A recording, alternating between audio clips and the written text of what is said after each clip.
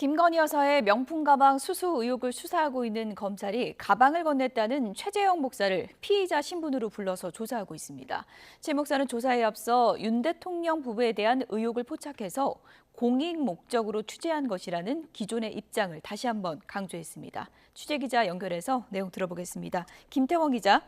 네, 서울중앙지방검찰청입니다. 네, 최 목사가 검찰에 출석하면서 어떤 입장을 밝혔습니까?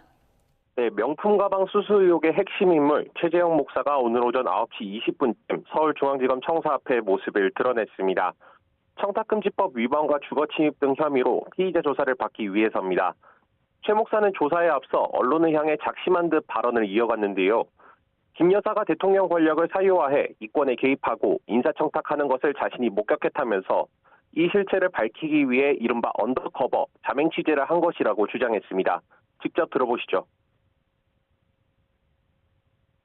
그들의 실체를 조금이나마 공공의 영역에서 국민들에게 알려드리기 위해서 그렇게 저는 언더커버 형식으로 김건희 여사를 취재했던 것입니다. 아무것도 받지 않았으면 아무 일도 일어나지 않습니다.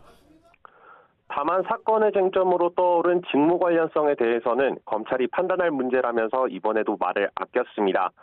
최 목사는 재작년 9월 김 여사에게 300만 원 상당의 명품 가방을 선물하고 몰래카메라로 해당 장면을 촬영했습니다. 이후 서울의 소리가 지난해 11월 이 영상을 공개한 뒤 윤 대통령 부부를 청탁금지법 위반과 뇌물수수 혐의로 고발했고 시민단체들은 최 목사를 검찰에 고발했습니다. 검찰은 오늘 조사에서 최 목사가 윤 대통령 직무와 관련한 대가를 바라고 가방을 준 건 아닌지 등을 캐물을 방침입니다. 또 최 목사 측이 가방뿐만 아니라 서적이나 양주, 화장품 등도 선물했다고 주장하고 있어서 이 부분도 확인할 것으로 보입니다. 검찰은 증거와 법리에 따라 원칙대로 조사하겠다는 입장을 강조하며 수사에 속도를 내고 있습니다. 오늘 20일엔 윤 대통령 부부를 고발한 서울의 소리 백은종 대표를 불러 조사합니다.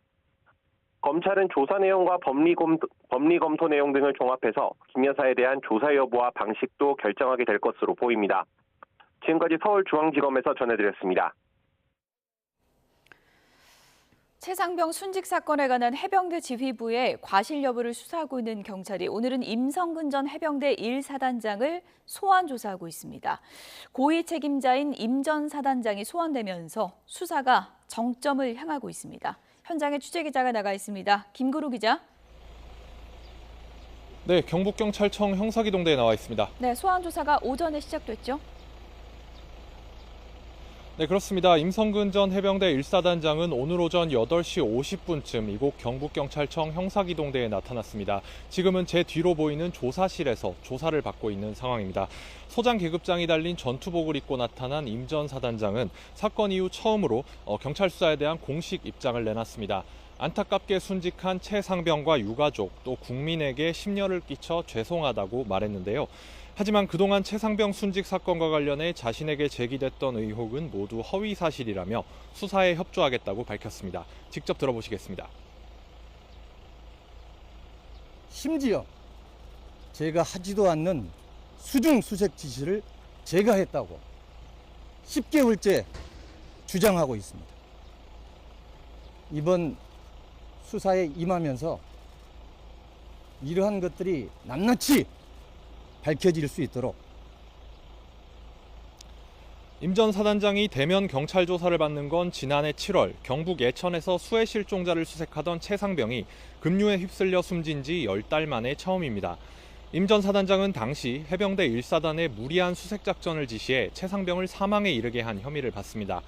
앞서 최 상병 사건을 수사했던 해병대 수사단은 임 전 사단장을 포함한 8명에게 업무상 과실치사 혐의를 적용해 경찰에 넘기겠다고 보고했는데요. 이종섭 당시 국방부 장관은 보고서에 결재했지만 하루 만에 번복하고 수사 결과 이첩을 보류하라고 지시했습니다. 하지만 박정훈 당시 수사단장은 지시를 따르지 않고 사건을 그대로 경찰에 넘겼습니다. 국방부 조사본부는 박 전 단장을 항명 혐의로 입건한 뒤 수사 자료를 회수했고 임 전 사단장을 뺀 수사 자료를 다시 경찰로 넘겼습니다. 이에 박 전 단장 측 변호인이 직접 고발하면서 임 전 사단장도 결국 피의자로 입건됐는데요. 임 전 사단장은 당시 현장 작전 통제권이 육군 54단으로 넘어갔다며 지휘권이 없었던 만큼 책임도 없다고 주장하고 있습니다. 경찰은 지난달 말 최상병의 대대장이었던 이모 중령을 소환 조사하는 등 최근까지 수십 명을 조사했습니다. 이어 지휘부 최고위급인 임 전 사단장에 대한 조사까지 마무리되면 사건 책임자 범위에 대한 수사 결과를 내놓을 것으로 보입니다. 지금까지 경북경찰청 형사기동대에서 YTN 김근우입니다.